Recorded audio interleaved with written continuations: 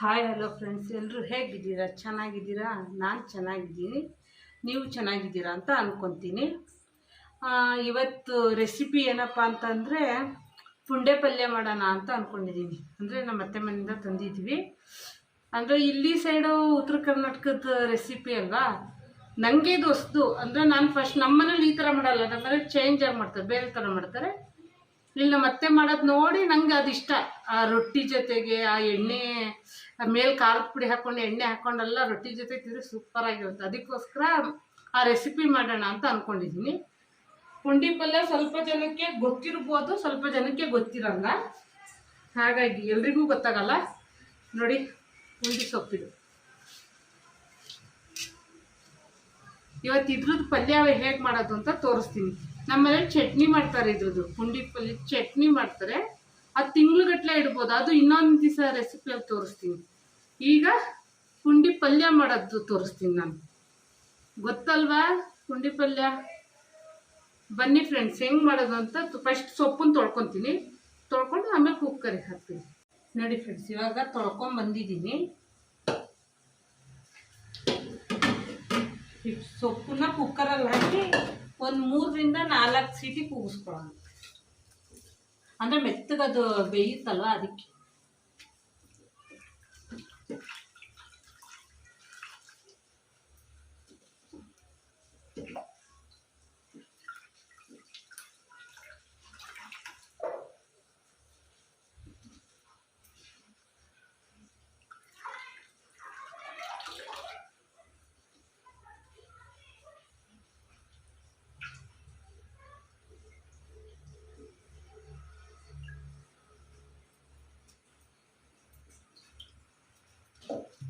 ಈ ಸೊಪ್ಪು ಮುಳುಗಷ್ಟು ನೀರು ಇಲ್ಲ, ಅದಕ್ಕಿಂತ ಸ್ವಲ್ಪ ಕಡಿಮೆನೇ ಹಾಕಿದ್ರು ನಡೆಯುತ್ತೆ, ಬೆಂದ್ಬಿಡುತ್ತೆ ಬೇಗ.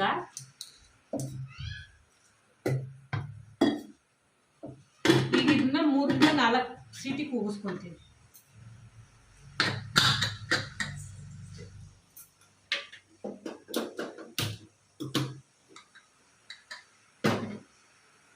ಈಗ ಸೀಟಿ ಆಗಲಿ. ಆ ಸೀಟಿ ಬರೋಷ್ಟೊತ್ತಿಗೆ ಸ್ವಲ್ಪ ಮೆಂತ್ಯ ಮತ್ತು ಜೀರಿಗೆನ ಪೌಡ್ರ್ ಮಾಡ್ಕೊತೀನಿ. ಅಂದರೆ ಇದು ತುಂಬ ಚೆನ್ನಾಗಿರುತ್ತೆ, ಎನರ್ಜಿ ಮಾಡುತ್ತೆ ಟೇಸ್ಟನ್ನ. ಪೌಡ್ರ್ ಮಾಡ್ಕೊತೀನಿ. ಇವಾಗ ಇದು ಬೆಂದಿದೆ, ಇದನ್ನು ನೀರು ಬಸ್ತಿ ಮಸ್ಕೊಳ್ಳೋಣ.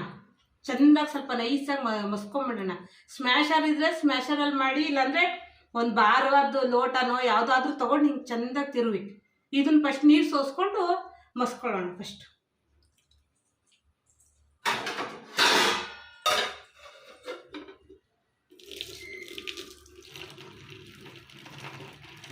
ಯಾಕಂದರೆ ಇದರಲ್ಲಿ ಹುಳಿ ಅಂಶ ಇರುತ್ತಲ್ಲ, ಹಾಗಾಗಿ.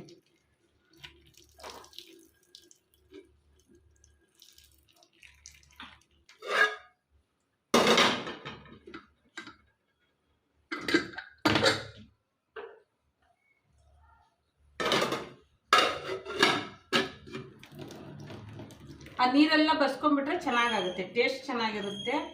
ರೊಟ್ಟಿ ಜೊತೆಗೆ ಮಾತ್ರ ಕಾಂಬಿನೇಷನ್. ನಮ್ಮ ಅತ್ತೆ ಮಾಡೋದು ನೋಡಿ ನಾನು ಇಷ್ಟಪಟ್ಟು ಮಾಡ್ತಿದ್ದೀನಿ. ನಂಗೆ ಭಾಳ ಇಷ್ಟ.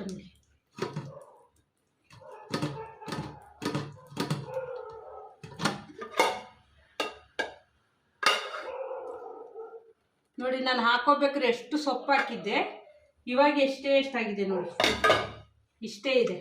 ಈಗ ಇದನ್ನು ಚೆಂದಾಗಿ ಸ್ಮ್ಯಾಶ್ ಮಾಡ್ಕೊತೀನಿ. ಬನ್ನಿ.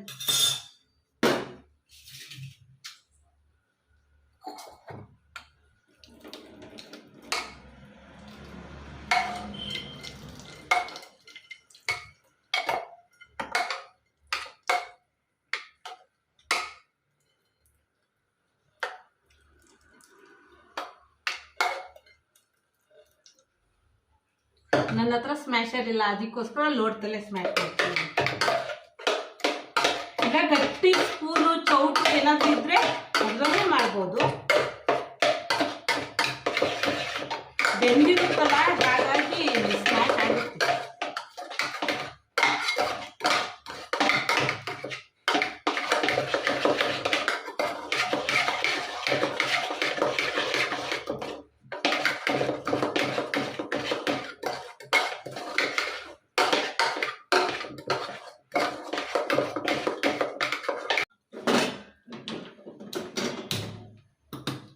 ಒಂದು ಪಾತ್ರೆ ಇಟ್ಕೊಂಡು ಅದರಲ್ಲಿ ಈಗ ಇದು ನಾವು ಏನು ಸ್ಮ್ಯಾಶ್ ಮಾಡ್ಕೊಂಡಿದ್ದೀವೋ ಆ ಸೊಪ್ಪನ್ನ ಅದ್ರಲ್ಲಿ ಹಾಕೋಣ.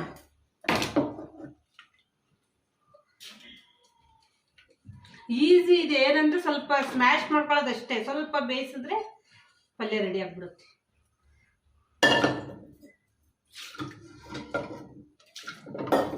ನಾನು ಕುಕ್ಕರಿಂದ ಪಾತ್ರೆಗೆ ಟ್ರಾನ್ಸ್ಫರ್ ಮಾಡ್ಕೊತಾ ಇದ್ದೀನಿ. ಇದಕ್ಕೆ ಎಷ್ಟು ಬೇಕಷ್ಟು ನೀರು ಹಾಕೊಳ್ಳೋಣ, ಯಾಕಂದ್ರೆ ಇನ್ನೂ ಸ್ವಲ್ಪ ಕುದಿಸ್ತೀವಲ್ವಾ, ನಾವು ಇನ್ನೂ ಸ್ವಲ್ಪ ಕುದಿಸ್ತೀವಿ, ಅದಕ್ಕೋಸ್ಕರ ಸ್ವಲ್ಪ ನೀರು ನೋಡ್ಕೊಂಡು ಹಾಕೊಳ್ಳೋಣ.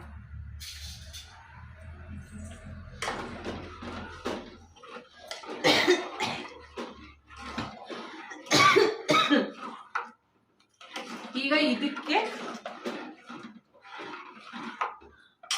ಒಂದು ಅರ್ಧ ಸ್ಪೂನು ಅರಿಶಿನ ಹಾಕ್ಕೊತಾ ಇದ್ದೀನಿ. ತುಂಬ ಚೆನ್ನಾಗಿರುತ್ತೆ, ಮಾಡ್ಕೊಳ್ರಿ ಫ್ರೆಂಡ್ಸ್. ಮಾಡಿ ಹೇಗಾಯ್ತು ಅಂತ ನನಗೆ ತಿಳಿಸಿ. ಅರ್ಧ ಸ್ಪೂನ್ ಅರಿಶಿನ ಹಾಕ್ಕೊಂಡಿದ್ದೀನಿ. ಆಮೇಲೆ ಉಪ್ಪು ಹಾಕ್ತೀನಿ. ಇಷ್ಟು ಬೇಕು ಅನ್ಸುತ್ತೆ, ನಾನು ಇಷ್ಟು ಹಾಕ್ಕೊತೀನಿ. ನೀವು ರುಚಿಗೆ ನೋಡಿ ಹಾಕ್ಕೊಳ್ರಿ. ಉಪ್ಪು ಹಾಕಿದ್ದೀನಿ. ಆಮೇಲೆ ಇಲ್ಲಿ ಶೇಂಗಾನ ಜಜ್ಜಿಟ್ಕೊಂಡಿದ್ದೀನಿ. ಇಷ್ಟು ಹಸಿ ಅಂದರೆ ಒಂದೊಂದು ರೊಟ್ಟಿ ಜೊತೆ ತಿನ್ನೋಬೇಕಾದ್ರೆ ಚೆನ್ನಾಗಿ ಅನ್ಸುತ್ತೆ ಅಂತ ಶೇಂಗಾನ ಜಜ್ಜಿಟ್ಕೊಂಡಿದ್ದೀನಿ. ಶೇಂಗಾನ ಹಾಕ್ತಿದ್ದೀನಿ ನೋಡಿ.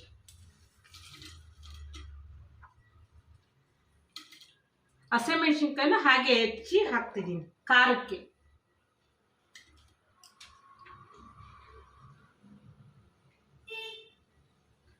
ಆಮೇಲೆ ಕೊತ್ತಂಬರಿ ಸೊಪ್ಪು ಹಾಕ್ತಿದ್ದೀನಿ ನೋಡಿ.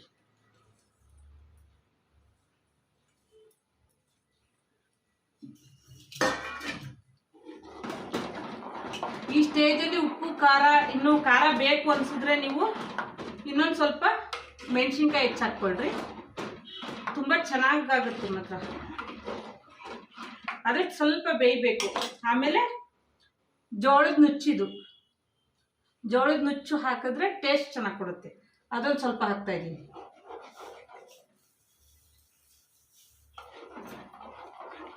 ಈಗ ಇಷ್ಟೆಲ್ಲ ಹಾಕಾದ್ಮೇಲೆ ಇದನ್ನ ಕುದಿಯಕ್ಕೆ ಬಿಡಬೇಕು. ಒಂದು 5 ರಿಂದ 10 ನಿಮಿಷ ಕುದ್ದಾದ್ಮೇಲೆ ಬೆಳ್ಳುಳ್ಳಿನ ಜಜ್ಜಿ ಹಸಿದೇ ಹಾಕ್ಬೋದು, ಇಲ್ಲಾಂದ್ರೆ ಎಣ್ಣೆಯಲ್ಲಿ ಹುರಿದು ಹಾಕ್ಬೋದು. ಈಗ ಇದನ್ನ ಬೇಯಕ್ಕೆ ಬಿಡ್ತೀನಿ, ಸ್ವಲ್ಪ ಹೊತ್ತು ಬೇಯಲಿ.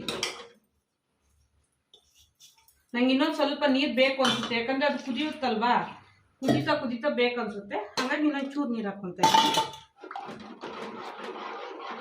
ಈಗ ಇದನ್ನ ಕುದಿಯಕ್ಕೆ ಬಿಡ್ತೀನಿ.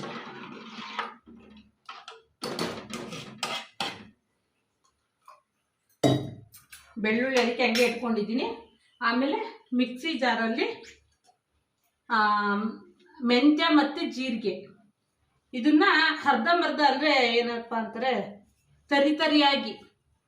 ಇಲ್ಲಿ ನೋಡಿ, ಕುಟ್ಟಾಣಿ ಇದ್ರೆ ಕುಟ್ಟಾಣಿಯಲ್ಲಿ ಚೆಚ್ಬೋದು. ಇದು ಸ್ಮೆಲ್ ಚೆನ್ನಾಗಿ ಕೊಡುತ್ತೆ. ಎತ್ತಿ ಅಂದರೆ ಇನ್ನೊಂದು ಸ್ವಲ್ಪ ತಿನ್ನೋಣ ಅನ್ಸುತ್ತೆ, ಅಷ್ಟು ಸೂಪರ್ ಆಗಿರುತ್ತೆ.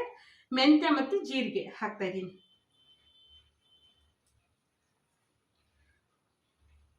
ಒಳ್ಳೆ ಹೆಲ್ತಿ ಫುಡ್ ಫ್ರೆಂಡ್ಸ್, ಮಾಡ್ಕೊಂಡು ತಿನ್ನಿರಿ, ತುಂಬ ಚೆನ್ನಾಗಾಗುತ್ತೆ ಮಾತ್ರ. ಎಷ್ಟು ಬೇಕೋ ಅಷ್ಟು ಹಾಕ್ಕೊಂಡು ಚೂರು ನೀರು ಹಾಕಿದ್ದೀನಿ. ನನಗೆ ಸಾಕು, ಇಷ್ಟು ನೀರು ಇಷ್ಟು ಸಾಕು ನನಗೆ. ಈಗ ಇದು ಕುದಿಯಕ್ಕೆ ಬಿಡ್ತೀನಿ. ಇದು ಕುದ್ಮೇಲೆ ನಾನು ಆಮೇಲೆ ತೋರಿಸ್ತೀನಿ. ಇದು ಸ್ವಲ್ಪ ಕುದೀಲಿ, ಬೇಯಲಿ. ಒಂದು 5 ರಿಂದ 10 ನಿಮಿಷ ಬೇಯಿಸಿ. ಪುಂಡಿ ಪಲ್ಯ ಸೂಪರಾಗಿ ಬರುತ್ತೆ ನೋಡಿ ಫ್ರೆಂಡ್ಸ್. ಪಲ್ಯ ನೋಡಿ ಫ್ರೆಂಡ್ಸ್. ಈಗ ಅದು ಪುಂಡೆ ಸೊಪ್ಪಿನ ಚಟ್ನಿ ಅಲ್ಲ, ಪುಂಡಿ ಪಲ್ಯ. ಪುಂಡಿ ಪಲ್ಯ ರೊಟ್ಟಿ. ಆಮೇಲೆ ಮೇಲೆ ಎಣ್ಣೆ ಖಾರ ಹಾಕೊಂಡು ರೊಟ್ಟಿ ಮಾಡ್ಕೊಟ್ಟಿದ್ದೀನಿ. ತಿಂತಾ ಇದ್ದಾರೆ ಇವಾಗ. ನಾನು ಫಸ್ಟ್ ಟೈಮ್ ಇದು ಮಾಡಿರೋದು. ನೋಡೋಕೆ ಎಷ್ಟು ಚೆನ್ನಾಗೈತೆ ಅಲ್ಲ, ಮತ್ತೆ ಮಾಡೋದನ್ನು ತಿಂತಿದ್ದೆ ಯಾವಾಗಲೂ. ಸೂಪರ್ ಆಗೈತೆ. ವಿಡಿಯೋ ನೋಡ್ಕೊಳ್ರಿ, ಮಾಡ್ಕೊಳ್ರಿ, ತಿಂದು ಹೇಗಿತ್ತು ಅಂತ ಕಮೆಂಟಲ್ಲಿ ತಿಳಿಸಿ. ಬಾಯ್. ನೋಡಿ ಫ್ರೆಂಡ್ಸ್, ಇವಾಗ ನಾನು ಆವಾಗಲೇ ಎಷ್ಟು ನೀರು ಹಾಕಿದ್ದೆ ಇಲ್ಲಿ ನೋಡಿ. ಇವಾಗ ಎಷ್ಟು ಕುದಿಸಿದ್ದು 5ರಿಂದ 10 ನಿಮಿಷ ಬೆಂದರೆ ಪಲ್ಯ ರೆಡಿ, ಪುಂಡಿ ಪಲ್ಯ ರೆಡಿ ಆಯ್ತು ನೋಡಿ. ಈ ಹದಕ್ಕೆ ಬಂದರೆ ಆಫ್ ಮಾಡೋಣ. ಆಫ್ ಮಾಡಿ ಈಗ ನಾನು ಬೆಳ್ಳುಳ್ಳಿ ಒಗ್ಗರಣೆ ಕೊಟ್ಬಿಡ್ತೀನಿ. ಅಂದರೆ ಹಸೆದೇ ಹಾಕ್ಬೋದು, ಆದರೆ ನನಗೆ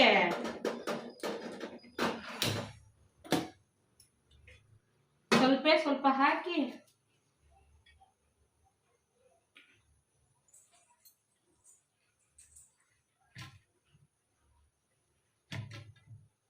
ಆ್ಯಕ್ಚುಲಿ ಬೆಳ್ಳುಳ್ಳಿ ತಿನ್ನಬೇಕು, ತುಂಬ ಒಳ್ಳೆಯದು.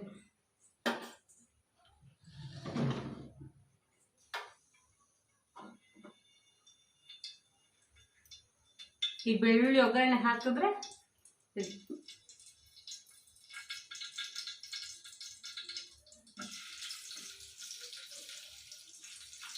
ಆಮೇಲೆ ರೊಟ್ಟಿ ಜೊತೆ ಪಲ್ಯ ಹಾಕ್ಕೊಂಡು ಅದ್ರ ಮೇಲೆ ಒಣ ಖಾರದ ಪುಡಿ ಹಾಕಿ ಚೂರು ಎಣ್ಣೆ ಹಾಕ್ಕೊಂಡು ಕಲಸ್ಕೊಂಡು ತಿಂತಾಯಿದ್ರೆ 2 ರೊಟ್ಟಿ ತಿನ್ನೋರು 3-4 ರೊಟ್ಟಿ ತಿಂತಾರೆ ಈ ಪಲ್ಯಕ್ಕೆ. ಅಷ್ಟು ಚೆನ್ನಾಗಾಗುತ್ತೆ.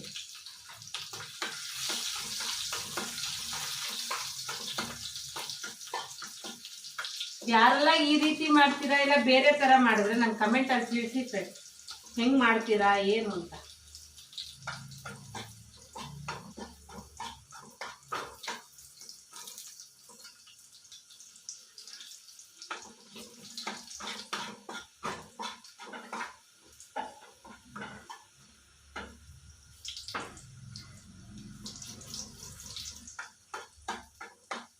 ಈಗ ಇದು ಗೋಲ್ಡನ್ ಬ್ರೌನ್ ಆಗಿದೆ, ಸಾಕು, ನಾನು ತೆಗಿತೀನಿ. ಈಗ ಪಲ್ಯಕ್ಕೆ ಹಾಕ್ತಾ ಇದೀನಿ ನೋಡಿ.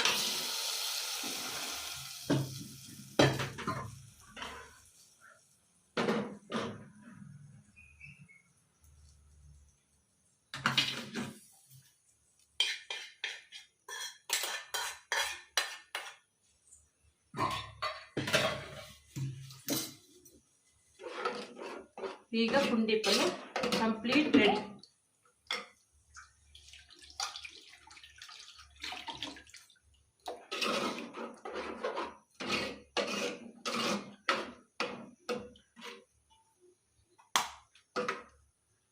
ಈ ರೀತಿ ಮಾಡಿ ಒಂದ್ಸಲ ತಿನ್ನಿ ಫ್ರೆಂಡ್, ಹೆಂಗೆ ಬಂತು ಅಂತ. ಇನ್ನೊಂದ್ಸಲ ಎಲ್ಲೇ ಪುಂಡಿ ಸೊಪ್ಪು ನೋಡಿದ್ರು ಬಿಡಲ್ಲ ಯಾರು. ಈ ರೀತಿ ಪಲ್ಯ ಮಾಡೋಣ ಅಂತಾನೆ ನೋಡಿ, ಪುಂಡಿ ಪಲ್ಯ ರೆಡಿ ಮಾಡ್ಕೊಳ್ಳಿ. ಹಾಗೆ ಈ ವಿಡಿಯೋ ಇಷ್ಟ ಆದರೆ ಲೈಕ್ ಮಾಡಿ, ಶೇರ್ ಮಾಡಿ, ಕಮೆಂಟ್ ಮಾಡಿ, ಹಾಗೆ ಸಬ್ಸ್ಕ್ರೈಬ್ ಆಗಿ ಫ್ರೆಂಡ್. ಪ್ಲೀಸ್ ಸಪೋರ್ಟ್ ಮಾಡಿ. ಬಾಯ್.